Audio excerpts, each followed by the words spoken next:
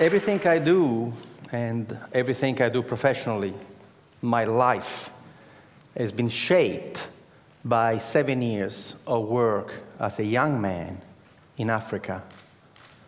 From 1971 to 1977, I look young, but I'm not. I worked in Zambia, Kenya, Ivory Coast, Algeria, Somalia, in projects of technical cooperation with African countries. I worked for an Italian NGO. And every single project that we set up in Africa failed. And I was distraught. I thought, age 21, that we Italians were good people and we were doing good work in Africa. Instead, everything we touched, we killed. Our first project, the one that has inspired my first book, Ripples from the Zambezi, was a project where we Italians decided to teach Zambian people how to grow food. So we arrived there with Italian seeds in southern Zambia, in this absolutely magnificent valley, going down to the Zambezi River, and we taught the local people how to grow Italian tomatoes and zucchini. And of course, the local people had absolutely no interest in doing that, so we paid them to come and work, and sometimes they would show up. And we were amazed that the local people in such fertile valley would not have any agriculture. But instead of asking them how come they were not growing anything, we simply said, thank God we're here. Just in the nick of time to save the Zambian people from starvation. And of course, everything in Africa grew beautifully, and we had these magnificent tomatoes. In Italy, a tomato would grow to this size, in Zambia, to this size. And we could not believe. And we were telling the Zambians, look how easy agriculture is. When the tomatoes were nice and ripe and red, overnight, some 200 hippos came out from the river and they ate everything. And we said to the Zambians, my God, the hippos! And the Zambians said, yes, that's why we have no agriculture here. Why didn't you tell us? You never asked. I thought it was only us Italians blundering around Africa, but then I saw what the Americans were doing, what the English were doing, what the French were doing, and after seeing what they were doing, I became quite proud of our project in Zambia, because you see, at least we fed the hippos. You should see the rubbish. You should see the rubbish that we have bestowed on unsuspecting African people. You want to read the book? Read Dead Aid by Dambisa Moyo, Zambian woman economist. The book was published in 2009. We, Western donor country, have given the African continent $2 trillion American in the last 50 years. I'm not going to tell you the damage that the money has done. Just go and read her book. Read it from an African woman, the damage that we have done. We Western people are imperialist, colonialist, and missionaries. And there are only two ways we deal with people. We either patronize them, or we are paternalistic. The two words come from the Latin root pater, which means father. But they mean two different things. Paternalistic, I treat anybody from a different culture as if they were my children. I love you so much. Patronizing, I treat everybody from another culture as if they were my servants. That's why the white people in Africa are called Bwana, boss.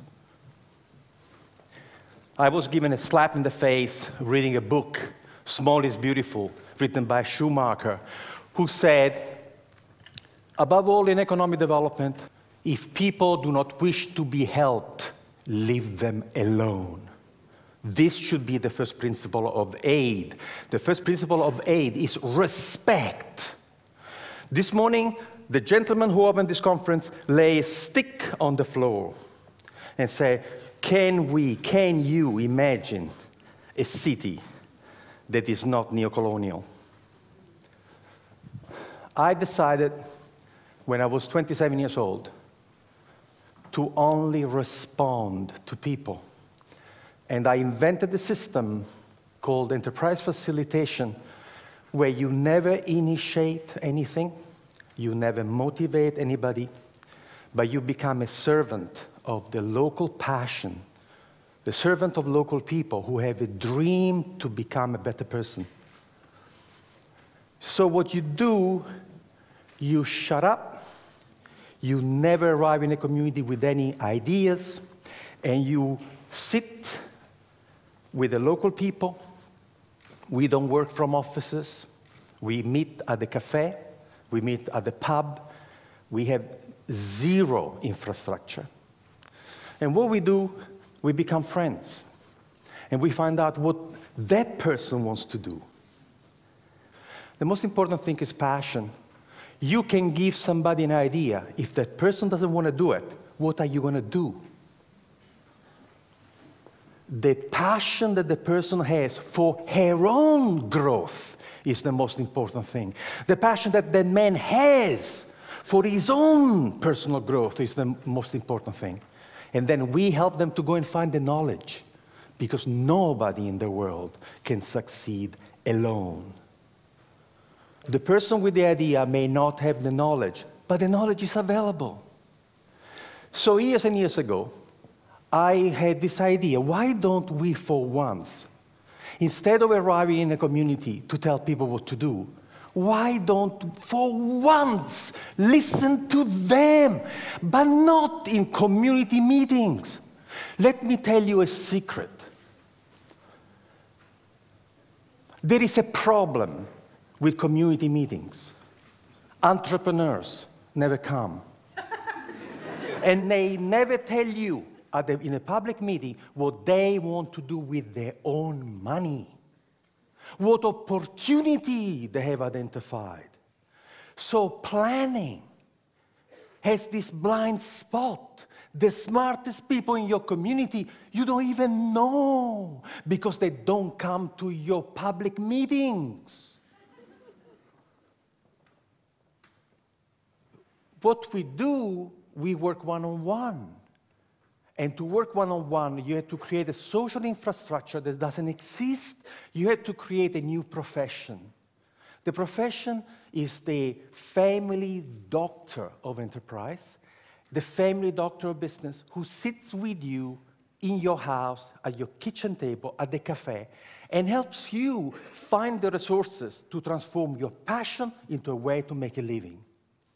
I started this as a tryout in Esperance, in Western Australia. I was doing a PhD at the time, trying to go away from this patronizing bullshit that we arrive and tell you what to do. And so what I did in Esperance that first year was to just walk the streets. And in 3 days, I had my first client. And I helped this first guy who was smoking fish from a garage, was a Maori guy.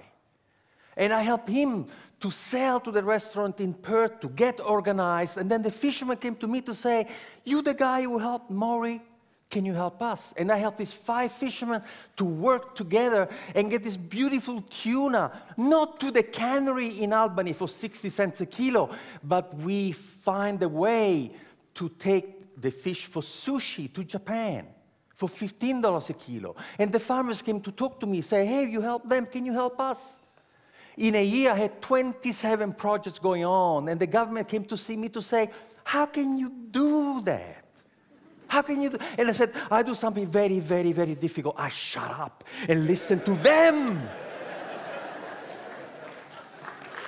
So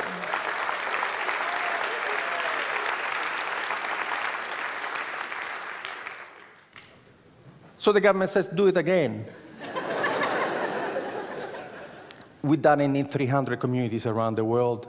We have helped to start 40,000 businesses. There is a new generation of entrepreneurs who are dying of solitude. Peter Drucker, one of the greatest management consultants in history, died aged 96 a few years ago. Peter Drucker was a professor of philosophy before becoming involved in business. And this is what Peter Drucker says. Planning is actually incompatible with an entrepreneurial society and economy. Planning is the kiss of death of entrepreneurship. So now you're rebuilding Christ Church without knowing what the smartest people in Christ Church want to do with their own money and their own energy. You have to learn how to get these people to come and talk to you. You have to offer them confidentiality, privacy. You have to be fantastic at helping them. And then they will come, and they will come in droves. In a community of 10,000 people, we get 200 clients. Can you imagine in a community of 400,000 people, the intelligence and the passion? Which presentation have you uploaded the most this morning?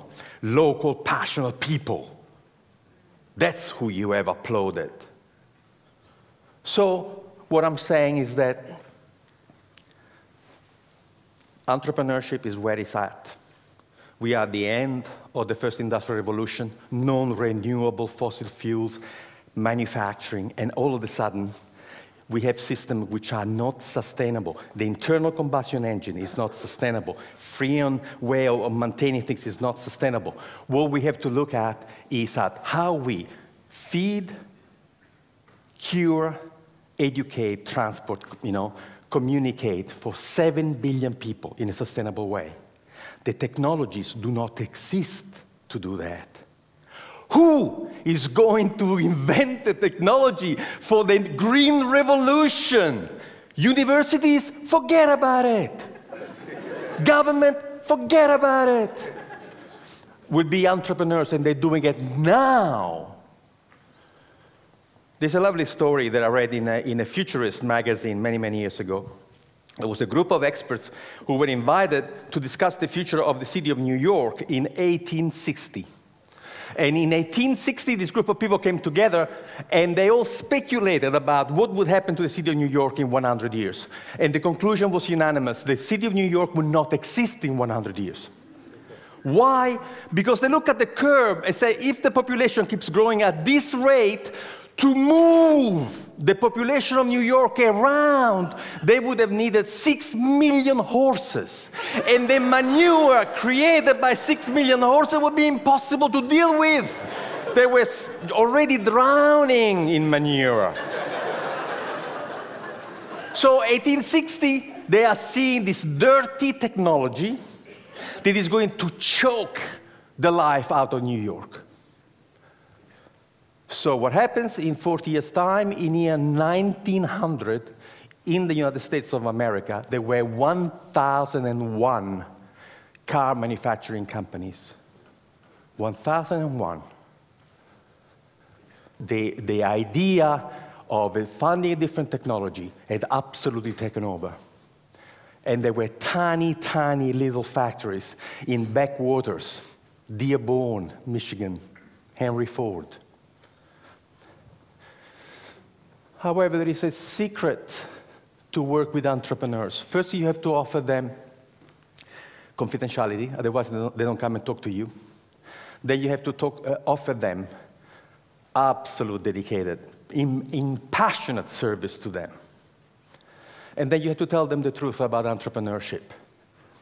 The smallest company, the biggest company, has to be capable of doing 3 things beautifully.